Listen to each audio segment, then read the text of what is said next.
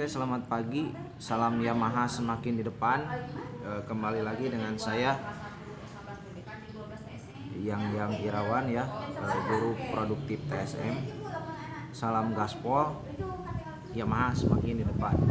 Nah, untuk kali ini saya membuatkan video ini bertujuan untuk menyampaikan materi dari materi khusus dari Yamaha untuk pemaparan terhadap siswa, dikarenakan ya dengan adanya pandemi ini kita tidak bisa bertatap muka langsung di sekolah.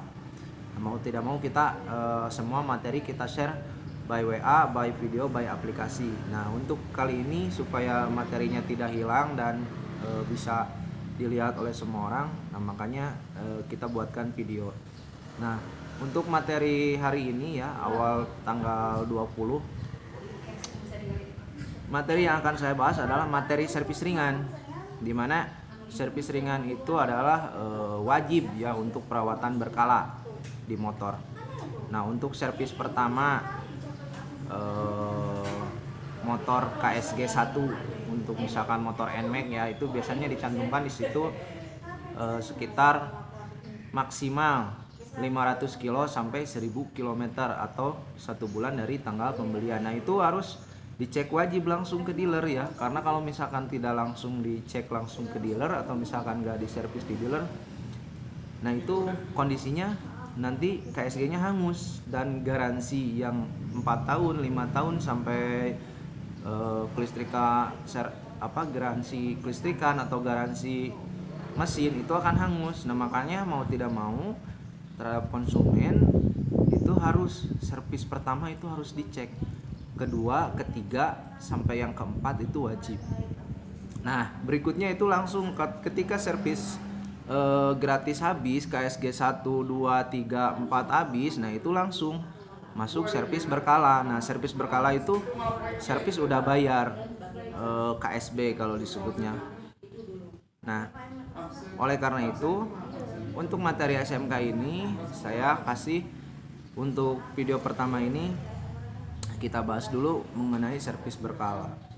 Nah, pada servis berkala apa aja sih yang harus diperhatikan atau misalkan dicek ya pada saat diservis di dealer ataupun misalkan diservis di bengkel umum juga sama. Yang paling pertama adalah apa? Adalah kita langsung ngecek ke busi.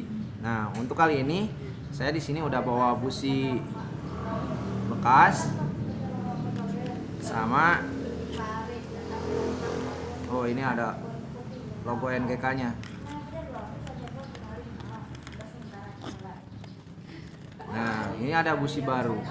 Nah, untuk materi saat ini tadi udah saya paparkan di by voice note untuk anak-anak ya. Kita bahas dulu tentang busi.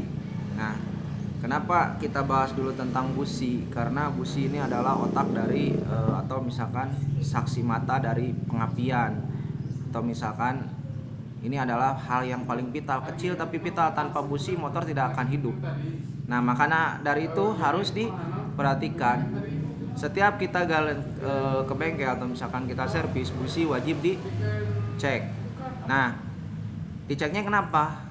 Di sini udah terlihat udah banyak hitamnya, karbon kayak gini. Nah, ini efeknya apa, Pak? Kalau misalkan hitam kayak gini, kemungkinan besar adalah pembakaran yang terlalu boros, atau misalkan pemakaian bahan bakar, campuran bahan bakar dan udara tidak optimal. Nah, maka dari itu ketika busi sudah hitam seperti ini, nah itu ada baiknya kita bersihkan dulu. Bersihkannya gimana, Pak? Cara ngebersihinnya gampang.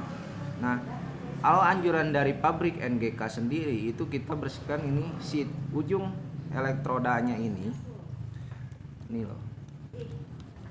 Ujung elektrodanya ini yang kecil sama yang groundnya ini, nah itu dibersihkan pakai sikat nilon. Karena sikat nilon di sini susah ya, apalagi di kampung-kampung mungkin susah. Nah, saya sarankan pakai sikat kawat. Tapi yang ininya lentur, pakai sikat kawat tembaga. Karena apa? Kalau misalkan pakai sikat kawat yang lebih gede dari ini, dikhawatirkan nanti terjadi kalau misalkan panas terjadi konsleting di bagian elektroda busi. Nah, untuk pembersihannya sama seperti ini.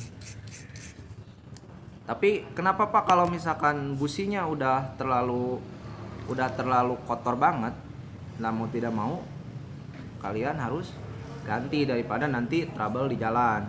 Nah, untuk busi baru, nah